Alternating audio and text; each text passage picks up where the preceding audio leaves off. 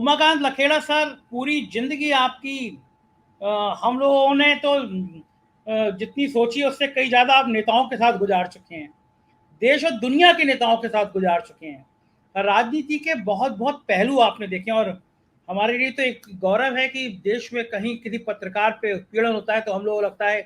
कि हमारे एक बड़े भाई, एक अभिभावक के रूप में आप प्रेस क्लब ऑफ इंडिया के अध्यक्ष हैं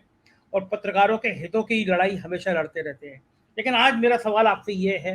कि क्या कभी आपने, चूंकि आप भी पहाड़ से आते हैं और कोश्यारी साहब भी पहाड़ से थे, तो आज मैं अब अदरवाइज मत लीजिएगा इस लाइन को, लेकिन जो आज सुप्रीम कोर्ट ने ये जो टिप्पणियां की हैं राज्यपाल की भूमिका को लेकर, ये टिप्पणियां लोकतंत्र के माथे पर एक ऐसा दाग है जो आसानी से धुल नहीं सकता। राज्यपाल लोग मजबूर क्यों हो रहे हैं? एक सत्यपाल मलिक ने अभी मेरे को इंटरव्यू दिया था, वो बताया था कि किस तरह प्रेशर होता है, कम से कम वो खुल के बोले। आप कोश्यारी जी को बहुत करीब से जानते हैं, आप पहाड़ के सभी नेताओं को जानते हैं, आपको लगता है कि क्या कभी के ऐसा भी हो सकता है कि इन टिप्पणियों को सुनने के बाद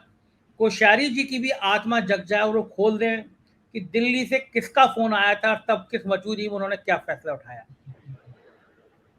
सबसे पहले तो मैं आपको ये बताना चाहता हूँ संजय जी कि जिस दिन महाराष्ट्र में जो भी ये लोकतंत्र की हत्या हुई थी आदरणीय कोश्यारी जी के कर कमलों द्वारा, उसी दिन रात को संतोष भारती ने मेरा एक इंटरव्यू किया था। वो गूगल पे अवेलेबल हो जाएगा, आप गूगल पे जाएंगे तो वो इंटरव्यू आप देख लीजिए। और मेरे जो इररिस्पेक्टिव कि मेरे किससे नेताओं से क्या रिलेशन है, आप उससे लोगों आपने उसके अगले दिन हमसे भी इंटरव्यू किया था और बहुत ज्यादा निंदा की थी कोश्यारी जी की आचरण की, मुझे याद है। मैं उनके साथ मेरा कोई राजनीतिक कोई तालमेल नहीं है, ना मैं राजनीतिक पार्टी का किसी का मेंबर हूँ। मेरा ये कहना है कि एक लोकतंत्र की, डेमोक्रेसी की हत्या की थी और ये 9 साल बाद दोबारा पुष्टि कर दी सुप्रीम कोर्ट ने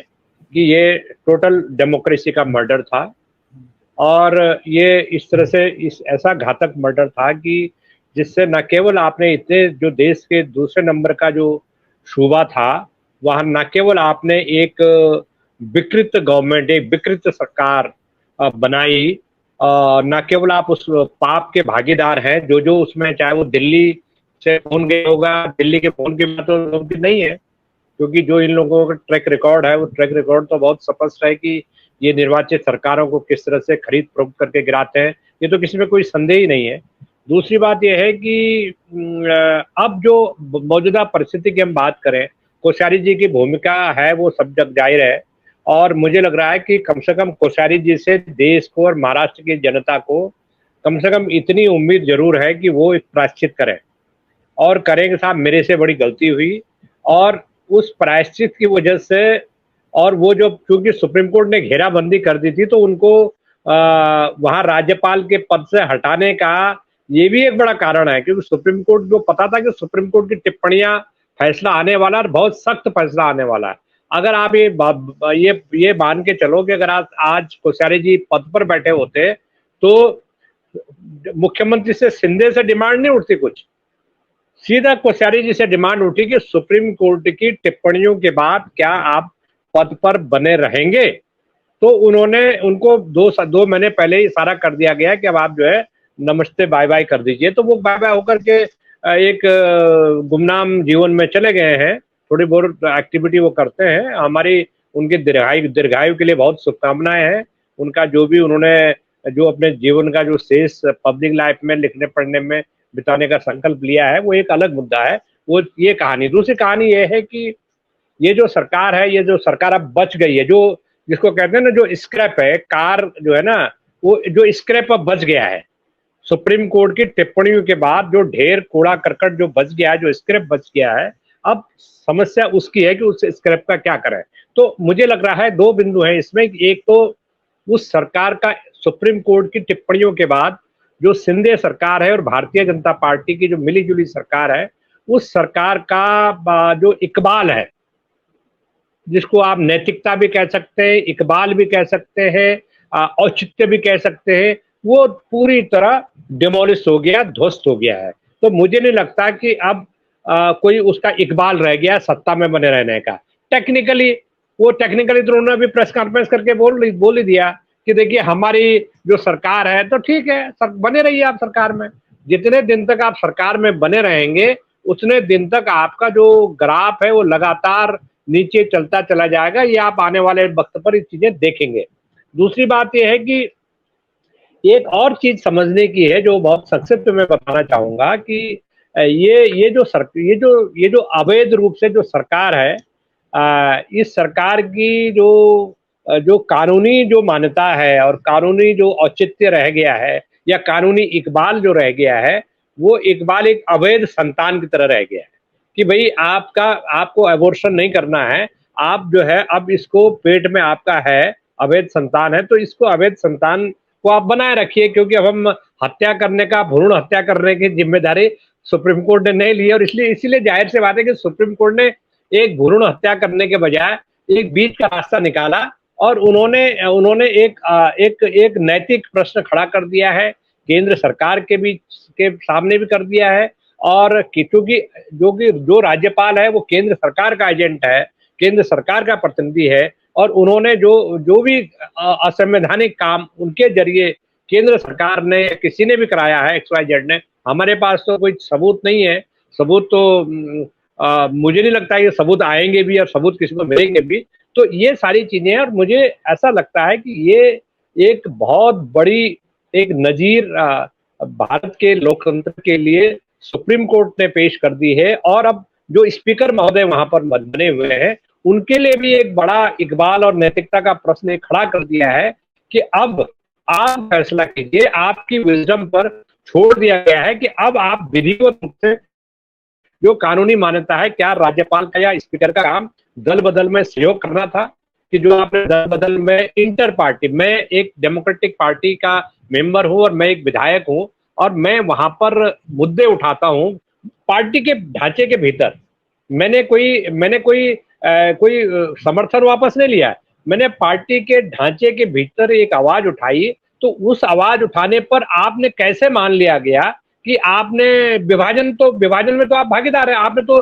पार्टी को विभाजित कर दिया। आंतरिक जो मतभेद हैं, इनर पार्टी जो डिफरेंसेस हैं, उन इनर पार्टी डिफरेंसेस को आपने नैतिकता और जिसको कहते हैं ना अलग पार्टी के फॉर्मेट में कैसे बना दिया? कौन सा अधिकार है? आपने क्या, इलेक्शन कमीशन भी गवर्नर के पास है, स्पीकर के पास इलेक्शन कमीशन की पावर चली गई है। तो ये जो सारे प्रश्न हैं, इन प्रश्नों का जवाब न केवल भारतीय जनता पार्टी की जो और शिवसेना की जो शिंदे ग्रुप की जो सरकार है उससे अपेक्षा है, बल्कि केंद्र सरकार में ये जो संचालन किया गया वहां सरकारें पलटने का, सरकारें उलटने का, उस पर भी अब प्रश्न चिन्ह खड़े हो गए हैं और उनको सवालों के जवाब देने पड़ेंगे। और जनता ये सवाल, जब तक वो सरकार एक अवैध सरकार, एक इलीगल सरकार और स्पीकर की जो कार्य प्रणाली के बाद जो प्रश्न खड़े हुए हैं, जब तक उन सवालों का जवाब नहीं मिलेगा तब तक ये प्रश्न उठते रहेंगे, इतना मैं मानता हूँ। उमाकांत सर, जो बात चल रही है भारत के लोकतंत्र की,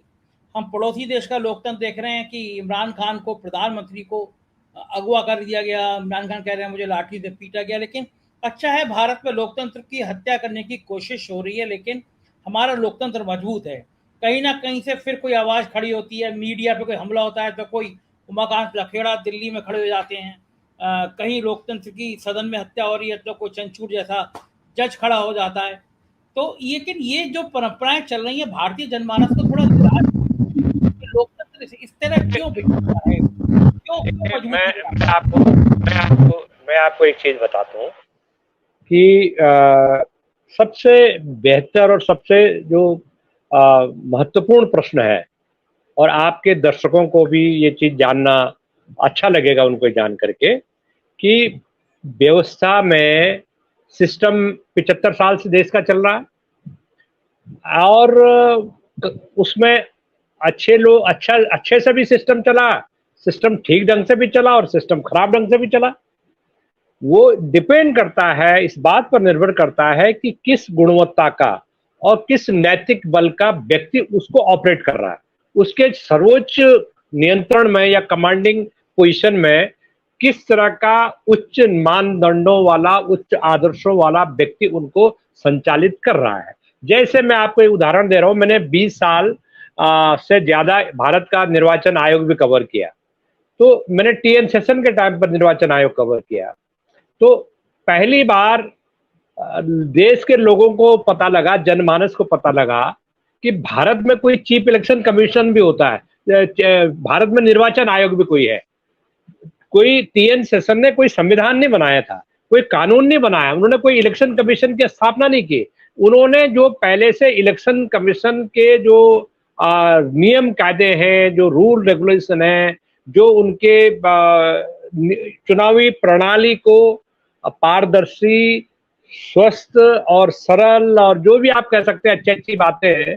वो सब पहले से स्थापित थी कि ये इस तरह से होना चाहिए। टीएन सेशन ने कोई संविधान का चेंज नहीं किया, कुछ नियम कायदों का कहीं बदलाव नहीं किया। उन्होंने बिना किसी बदलाव के उन्हीं जो स्थापित निर्वाचन आयोग और निर्वाचन प्रणाली के जो नियम कायदे और कानून थे उनको एग्जीक्यूट किया, उनको लागू किया, और उन्होंने उसके परिणामों को जमीन पर अवतरित किया, जमीन पर उनको इम्प्लीमेंट किया। तब लोगों को पता लगा कि कोई पागल बादशाह इलेक्शन कमीशन में बैठा हुआ है जो कहता है कि मैं सुबह नाश्ते में देश के नेताओं को गाजर मूली की तरह खाता हूं। तो उसमें खुले आप, मुझे याद है कि हम एक बार ब्रीफिंग में बैठे हुए थे तो 3-4 नेता आए, तो उन्होंने, बड़े नेता थे वो, और उन्होंने, हम उन्हीं के कैबिन में बैठे हुए थे, तो उन्होंने उनको बोला कि अपने चपरासी को बोलो कि भाई इनको बिठाओ बगल वाले रूम में और बोलो कि अभी हम बिजी है, मीडिया के लोगों से बात कर रहे हैं। तो अगर उनकी जगह कोई और व्यक्ति होता तो कहता पत्रकारों को भगा देते और कहते नहीं नहीं नहीं साहब आइए, खड़े हो गए सीट से। तो ये नैतिक बल था उनका, और वो उन्होंने मेंटेन करके रखा। और ऐसा नहीं था कि टीएन सेशन से कोई गलत और एग्रेशन नहीं था, बहुत उन्होंने उल्टे सीधे भी काम किए। अपने जो मनोहर सिंह गिल जो सरदार जी थे और जीबीजी कृष्णमूर्ति थे, हम उन जीबीजी कृष्णमूर्ति और मनोहर सिंह गिल के भी क्लोज थे, क्योंकि वो सब खबरें बताते थे चुनाव आयोग की, और टीएन सेशन के खिलाफ भी खबरें बताते थे। तो हमारा काम था खबरें तलाशना और खबरें छापना। तो हमें ये लगा कि भारत में जो निर्वाचन, भारत में जो सर्वोच्च न्यायालय है उसने अपनी शक्तियों का पहली बार, और ये जो ट्रेंड शुरू हुआ है वाईडी चंद्रचूड़ के आने के बाद, ये उम्मीद जो जगी है, उन्होंने कोई कानून नहीं बनाया, उन्होंने बिना किसी भय और पक्षपात के मौजूदा सरकार को, जो केंद्र में सरकार है, जो दबाव की पॉलिटिक्स पिछले 3-4 साल से ये मैसेज जा रहा था, खास तौर पर 3-4 साल से इस तरह का मैसेज जा रहा था कि ये जो सरकार है, ये सरकार इलेक्शन कमीशन को और देश के सर्वोच्च संवैधानिक संस्था है उनको जेब में लेके घूम रहे हैं। ऐसे पार्लियामेंट के लेकर के तो अभी भी सवाल है कि पार्लियामेंट में पत्रकारों की एंट्री पर तमाम तरह के रेस्ट्रिक्शंस लगा दिए गए पत्रकारों पर। ऐसी दो दूसरी सर्वोच्च संवैधानिक संस्थाएं हैं, वहां उनका भी बुरा हाल है और उनको भी सब बुरी तरह तहस नहस किया जा रहा है। तो मुझे ऐसा लग रहा है कि एक उम्मीद की किरण जगी है। अच्छी न्यायपालिका, खराब न्यायपालिका, अच्छी पत्रकारिता और बुरी पत्रकारिता, अच्छी सरकार और बुरी सरकार का दौर हम सब लोगों ने देखा है। तो मुझे लग रहा है कि जो एक अच्छी शुरुआत है, सर्वोच्च न्यायालय एक उम्मीद की किरण जगह में रोशनी की टिमटिमाती हुई एक किरण को दिखा रहा है। तो मुझे लग रहा है कि उम्मीद करनी चाहिए कि ये एक नए दौर, नया सवेरा भारत की संस्थाओं के आगे आएगा और इसका एक मैसेज ग्रास रूट लेवल पर पहुंचेगा, तहसील लेवल पर, ब्लॉक लेवल पर पहुंचेगा। और वहां जो अराजकता की स्थिति है, जो कानून को कोई सरकारें मान नहीं रही है, ग्रास रूट लेवल पर मनमानी हो रही है, बेहिसाब भ्रष्टाचार है, पुलिस प्रशासन बेहिसाब गड़बड़ कर रहा है। पुलिस चाहे उत्तर प्रदेश हो चाहे दूसरे देश है, पुलिस की घूसखोरी का धंधा बंद नहीं हुआ है। आप चाहे राम मंदिर बना लें उत्तर प्रदेश में, चाहे आप कुछ भी कर लें, वो थानों में और पुलिस चौकियों में जो वसूली हो रही है वो वसूली बदस्तूर जारी है। ऊपर से आप कुछ भी चोला पहन ले। तो देखिए, देश को संविधान के ढांचे के तहत चलाने के लिए तमाम तरह की कोशिशों की जरूरत है और मुझे लग रहा है कि ये एक उम्मीद की किरण दिखाई दे रही है और आगे आने वाले दिन महत्वपूर्ण होंगे। जी धन्यवाद।